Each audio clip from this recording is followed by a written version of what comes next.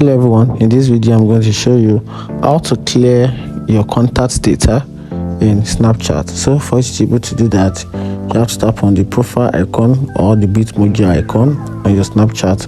Then you tap on the settings. Once you do that, then you scroll down a little.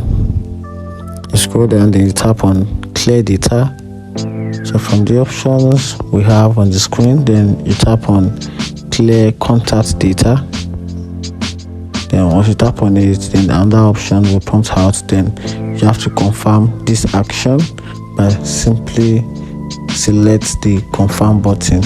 Once you do that, or once you click on the confirm button, all your contacts on Snapchat will no longer be synchronized with your Snapchat. So be very sure before you confirm this option.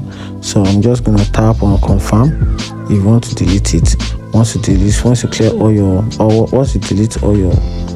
contact data, then you can simply go back and synchronize it again, and that's it. If you find the video helpful, like and follow for more. Thank you.